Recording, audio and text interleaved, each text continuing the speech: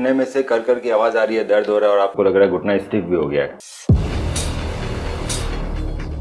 हमारे घुटने के अंदर 3 हड्डी होती है, फीमर, टिबिया, पटेला। हर हड्डी के ऊपर कार्टिलेज की कवरिंग रहती है जो इसको स्मूथ बनाती है, बिल्कुल इस तरह की। ये व्हाइट कलर की होती है और इसको स्मूथ बनाती है।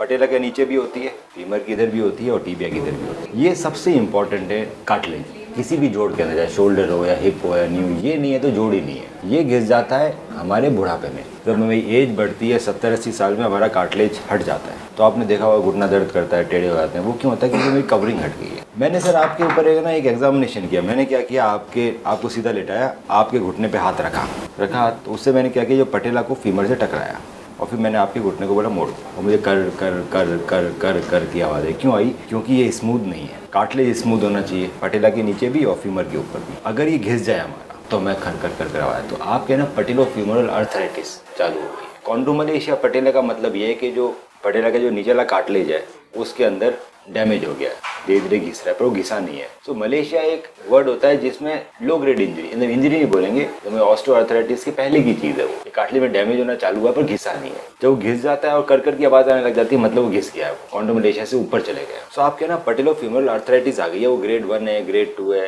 ग्रेड 3 है। वो पता लगाना मुश्किल है फिजिकल एग्जामिनेशन से। तो 43 में जरूरी ग्रेड 3-4 तो नहीं हो सकता, फिर भी हम MRI करा के देख सकते हैं कि आखिर कितना घिसा हुआ है। और हमें MRI करानी पड़ेगी, कार्टिग्राम। नॉर्मल MRI से मालूम नहीं पड़ेगा, हमें कार्टिग्राम कराना पड़ेगा। कार्टिग्राम से हमें पता पड़ेगा एग्जैक्टली कितना घिसा हुआ है।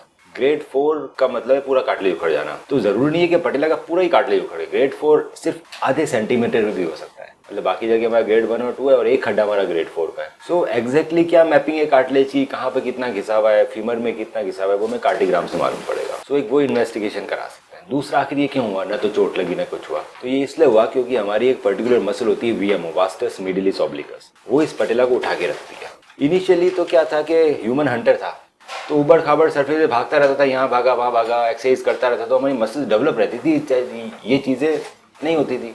अब धीरे धीरे हमारी सेडेंटरी लाइफस्टाइल हो गई, हम कोई एक्सरसाइज नहीं करते। एक्सरसाइज करने हम जाते भी हैं तो हम जिम में जाते हैं, ट्रेनर हो सकता है हमें VMO के बारे में बताया नहीं, वो हमें ज़्यादा क्वाड्रिसेप्स ट्रेन करा दे, VMO ट्रेनिंग नहीं कराए, उस वजह से भी हमारा पटेला घिस जाता है। सो ये चीज़ जो डेवलप होती है वो इससे होती है क्योंकि हमारी VMO वीक थी और अभी भी वीक है, बहुत लंबे समय तक वीक रही। इसके जो सिम्टम्स आते हैं वही आते हैं, कर की आवाज़ आना, घुटना स्टिफ लगना, पेन होना, सीढ़ी उतरते चढ़ते समय ज़्यादा दर्द होना। सो फर्स्ट जो इसका ट्रीटमेंट चालू होता है वो होता है VMO स्ट्रेंथनिंग एक्सरसाइज।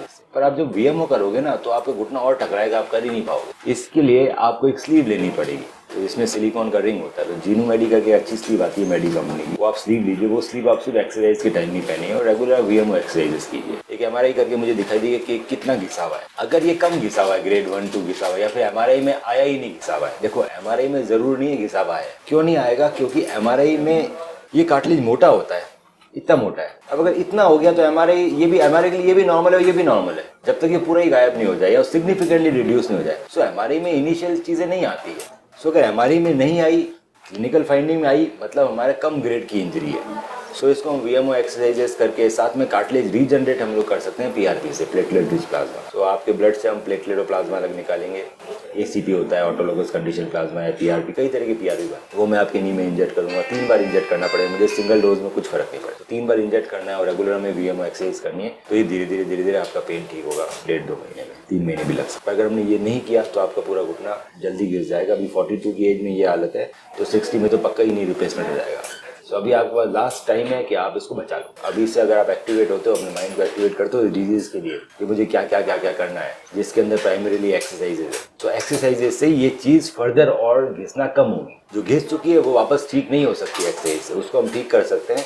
अगर वो कम घिसी है तो PRP से, और अगर ज़्यादा घिसी है तो कार्टिलेज ट्रांसप्लांट, तो उसको हम बोलते हैं ऑटोकार्ट। नी में उस जगह से कार्टिलेज निकालूंगा जहाँ पे यूज़ कम आता है, और जहाँ पे खड्डे भरके हैं उसको कार्टिलेज भर देंगे, उसको ऑटोकार्ट बनाया जाता है। उसके लिए हमें ग्राफ्ट नेट चैम्बर और ये थ्रोम्बिनेटर, ये सब चीज़ तरह की चीज़ें यूज़ करते हैं। तो अभी इतना सोचने की ज़रूरत नहीं है। स्टेप है कि अभी आप एक्सरसाइजेस कीजिए, स्लीव पहन के एक्सरसाइज करनी है। और क्योंकि ज़्यादा घिस रही है और तकलीफ ज़्यादा बढ़ी हुई है और हम नहीं चाहते कि आपका नी रिप्लेसमेंट हो फ्यूचर में, तो आप MRI में डिले मत कीजिए, कार्डियोग्राम करा। नहीं ma'am, that's an OPD procedure. जो PRP इंजेक्शन लगते हैं वो OPD प्रोसीजर है। आप आते हैं, आपका ब्लड निकलता है, ब्लड 10 मिनट्स to 8 मिनट्स तक सेंट्रीफ्यूग होता है, उसमें से प्लेटलेट्स और प्लाज्मा अलग निकल जाते हैं। मेरे को 10-15 मिनट इंजेक्ट करने में लगते हैं, 20 मिनट्स का प्रोसेस। नहीं, बिल्कुल पेनफुल नहीं है, सिर्फ सिंपल इंजेक्शन है। डेफिनेटली एक दिन उसके अंदर थोड़ा स्वेलिंग रहती है, थोड़ा डिस्कम्फर्ट रहता है। कुछ कुछ लोगों को दर्द ज़्यादा रहता है, जिनका घुटना ज़्यादा घिसा हुआ है उसमें ज़्यादा प्लेटलेट रिएक्ट करेंगे, उतना ज़्यादा दर्द होगा इंजेक्शन पर। आपके अंदर दर्द होगा भी तो हल्का फुल्का होगा, वो एक दिन में चला जाएगा। एक्सरसाइज के लिए बहुत ज़रूरी है कि आज जो एक्सरसाइज सिखाई वो